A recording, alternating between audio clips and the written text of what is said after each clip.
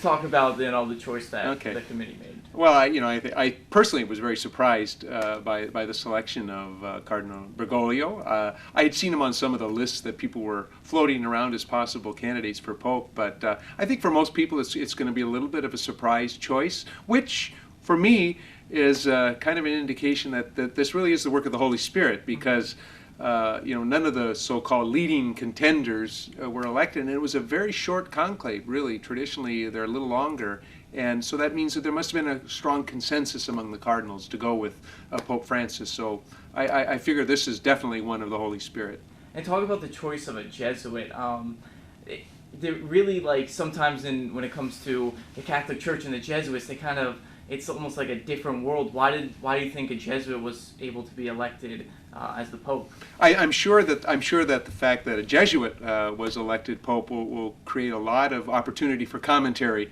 Pope has not been elected from the Jesuit community, and so this is a first. And I don't know exactly what that means and what the implications, if you will, are of that. It could be, quite honestly, the fact that he's a Jesuit may be just something that's somewhat irrelevant to the man, who he is. And I think most likely the cardinals focused in on the man as a good leader for the church at this time, and the fact that he was a Jesuit maybe was somewhat inconsequential.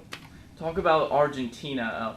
The Latin community is very Catholic. 1 of 4, they said, are Catholics down there. Talk about what it means for Catholics everywhere around the world, and I guess sort of around the world. What does that mean? Well, I think it's very exciting that we have a Pope from South America, from the Americas. We have to think about that. This is from our hemisphere. We're all the Americas here, and so I think the fact that one from outside of, not just outside of Italy, but outside of Europe now, is really a remarkable statement, and I think it says something about the direction that the Church wants to go, and that we really want to reach out across the globe to where the Church is growing and thriving and strong, and certainly that would describe Argentina.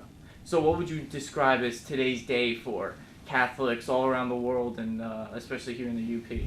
I would think it's really the beginning of a whole new exciting adventure, because we're all going to be wanting to get to know Pope Francis. We're going to want to get to know who he is, what his history is, what he brings to the office of the papacy, and so I'm kind of excited to get to know him.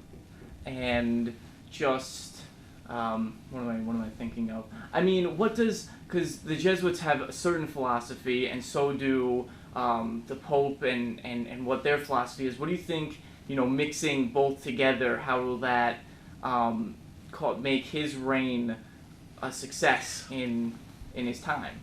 Well, I think that Pope Francis will bring his Jesuit training, his Jesuit education, and really spirituality to the office of the papacy. One of St. Ignatius's great contributions to spirituality was the real complete abandonment of oneself to the divine will, truly a giving of oneself to God and to the service of his church. And I think that's really what Pope Francis will bring. I don't expect there to be any radical new shifts or new directions in theology. I don't think the cardinals would have elected anyone who they did not think would hold very true and fast to the teachings of our church.